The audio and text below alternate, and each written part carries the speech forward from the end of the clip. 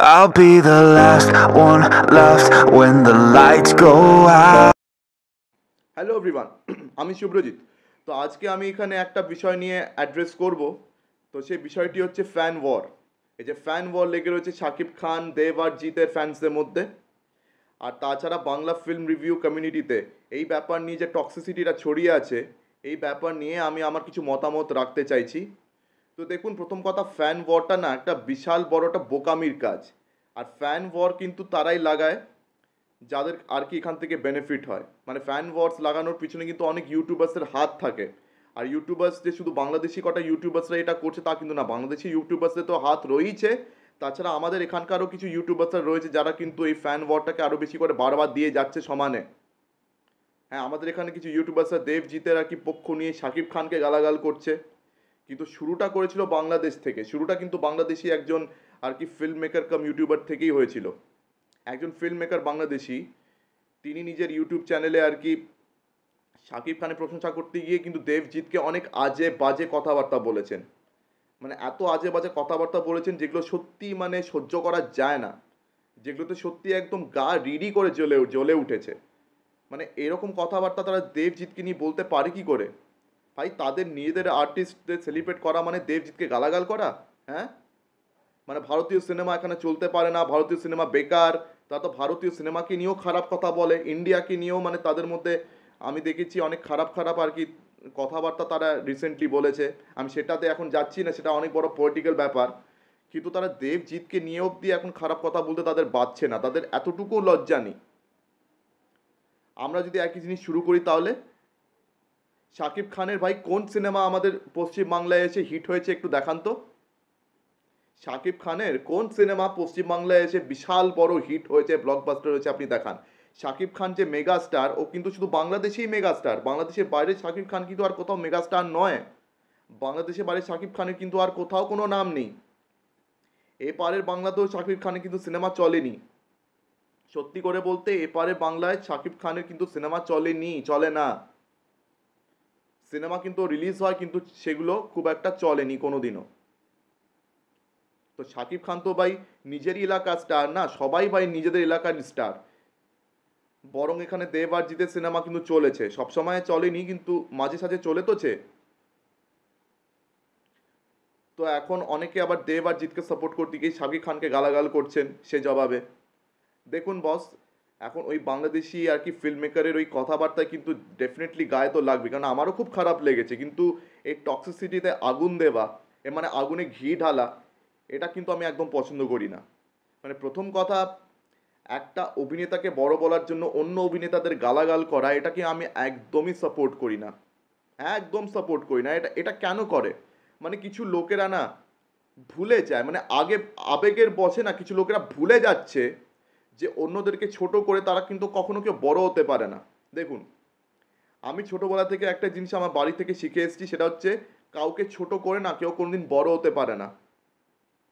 আর বড় হতে গেলে নিজের দমে বড় হও, নিজের দম লাগিয়ে, নিজের জোর লাগিয়ে, নিজের ট্যালেন্ট দিয়ে বড় হও, নিজের ব্যবহার দিয়ে বড় হও।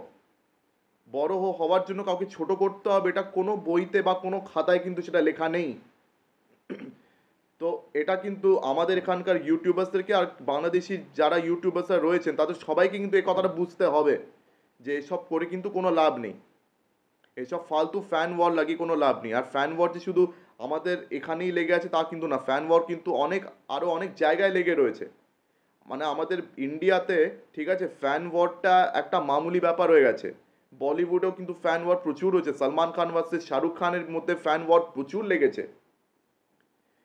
আর সেই ফ্যান ওয়ারটা এত নোংরা একটা ব্যাপার, একটা নোংরা একটা রূপ ধারণ করেছে যে এ ওকে পেটাচ্ছে, ও ওকে মারছে, এ ওকে খুন করছে, ও ওকে খুন করছে। এতে কার কি লাভ হলো বলুন তো?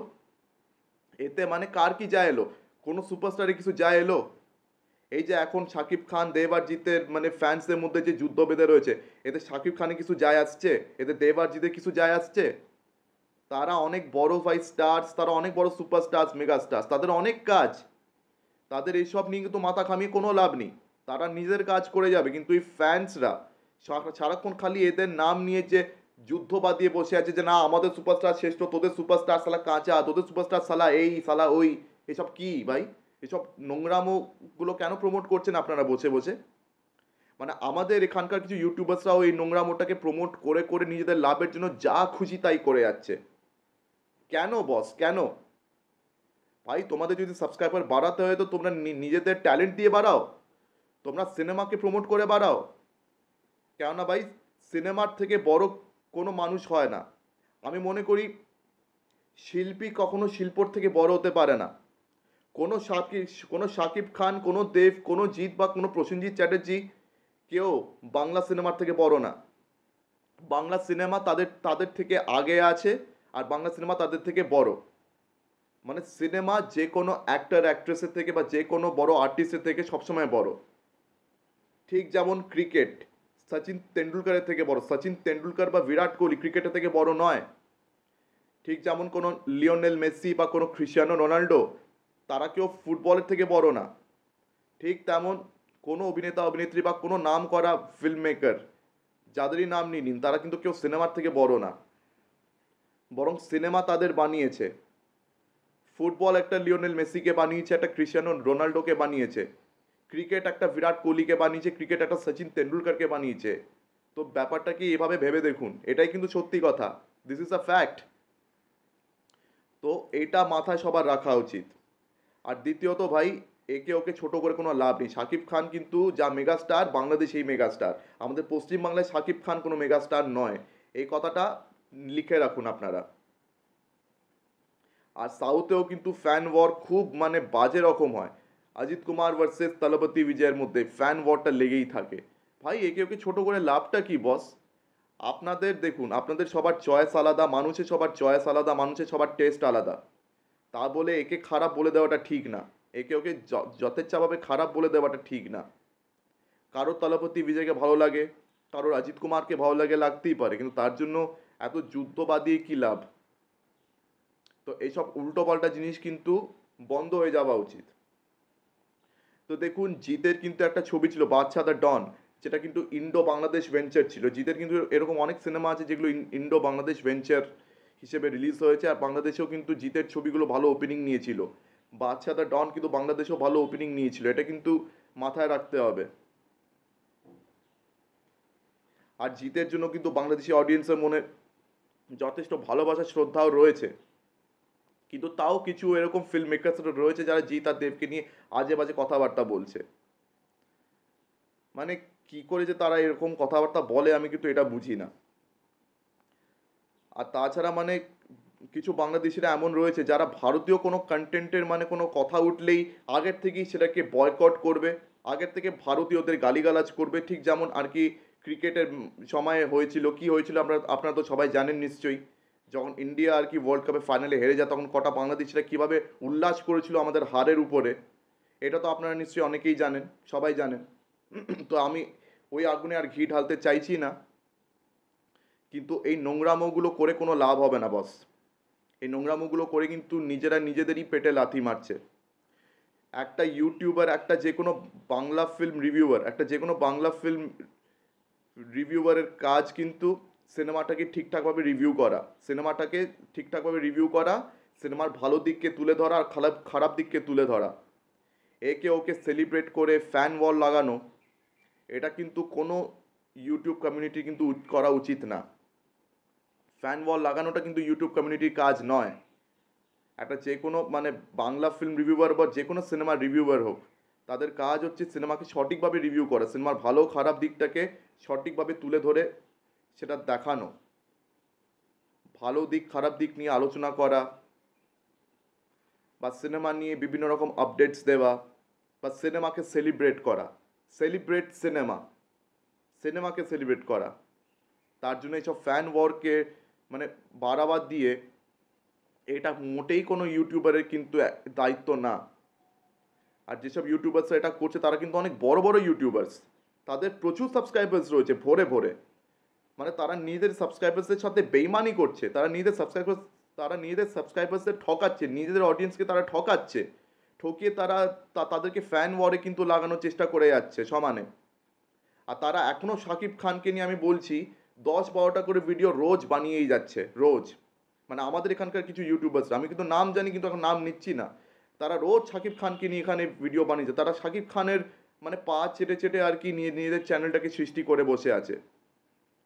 মানে এমন করছে যেন শাকিব খান ছাড়া যেন আর কোনো নাম নেই পুরো বাংলা সিনেমাতে, পুরো বাংলা সিনেমার কমিউনিটিতে যেন শাকিব খান ছাড়া আর কোনো নাম নেই, এমনভাবে তারা আর কি নিজেদের চ্যানেলটাকে চালিয়ে যাচ্ছে। তো এটা খুব খারাপ হচ্ছে, খুবই খারাপ হচ্ছে।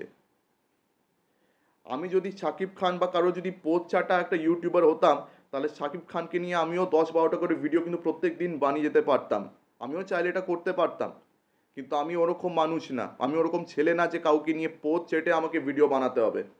আমি ওই ধরনের কিন্তু ইউটিউবার নই, আর ওটা করা মোটেই আমার কাজ না। আমি আমার সাবস্ক্রাইবার্সদেরকে ঠকাতে পারবো না, আমি আমার সাবস্ক্রাইবার্সদেরকে এটা বলতে পারবো না যে তোমরা ফ্যান ওয়ারে লেগে যাও।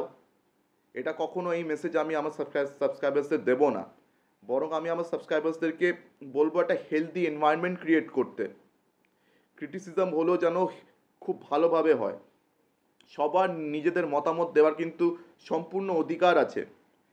দেখুন, আমি যে কাজগুলোকে ভালো বলছি, আপনাদের সেসব কাজ ভালো নাই লাগতে পারে, আপনারা সেটা কমেন্ট সেকশনে অনেস্টলি জানাতে পারেন, কিন্তু সেটা এমনভাবে জানান, এমনভাবে বলুন যাতে ব্যাপারটা শুনতেও ভালো লাগে অ্যান্ড বেশ হেলদিও লাগে।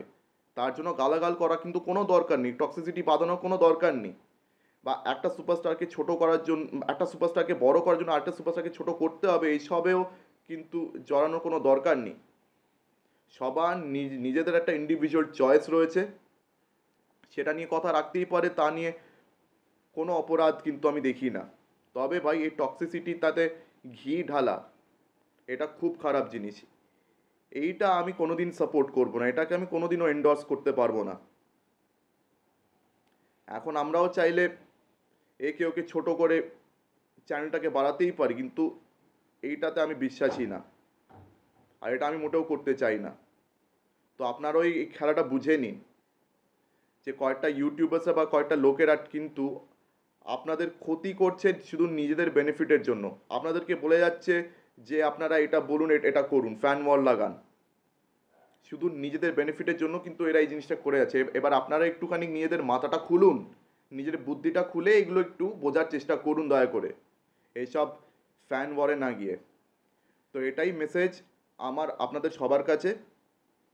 তো আপনারা প্লিজ, আপনাদের সবার কাছে রিকোয়েস্ট করছি হাত জোর করে, যে প্লিজ বন্ধ করুন এসব ফালতু জিনিস, ঠিক আছে, বন্ধ করুন। আর আপনারা যদি সত্যিকারে যদি সিনেমার ফ্যান হন, আপনারা সিনেমাকে সেলিব্রেট করুন, সেলিব্রেট সিনেমা, ঠিক আছে, সিনেমাকে সেলিব্রেট করুন। এসব ফ্যান ওয়ারে না লেগে ভালো ভালো সিনেমা দেখুন, যে কোনো আর্টিস্টের ভালো ভালো কাজকে আপনারা সাপোর্ট করুন, আর ওরা যদি খারাপ কাজ করে তাদের বিরুদ্ধে আপনারা অবশ্যই আওয়াজ তুলুন। মানে ভালো কাজকে সাপোর্ট করুন আর খারাপ কাজের বিরুদ্ধে আওয়াজ তুলুন, এগুলো আপনারা অবশ্যই করে যান। কিন্তু ফ্যান ওয়ার ইল্লা, ফ্যান ওয়ার না, sorry ji, no fan war, no toxicity, আর এসব ফালতু গালিগালাজ, মারামারি, কাটাকাটি চুপচাপ বন্ধ করুন। তো এটাই ছিল আমার বার্তা। তো যাই হোক, আমার এই মতামত নিয়ে, মানে আমার এই কথাবার্তাগুলো নিয়ে আপনাদের কি মতামত অবশ্যই আপনারা কমেন্ট সেকশনে জানান। আর আমার ভিডিওটি যদি ভালো লেগে থাকে তো অবশ্যই লাইক করুন, বেশি বেশি করে শেয়ার করে দেবেন, আর আমার চ্যানেলটিকেও সাবস্ক্রাইব করে দেবেন। আর আমাকে অবশ্যই হেল্প করুন যাতে আমার এই মেসেজটা সবার কান অবধি পৌঁছে যায়, আর সবাই যেন ফ্যান ওয়ার এইসব ব্যাপার স্যাপারগুলোকে যেন বন্ধ করে। তো আজকের দিনের মতন টাটা, চোখ রাখুন পরবর্তী ভিডিওতে। ধন্যবাদ।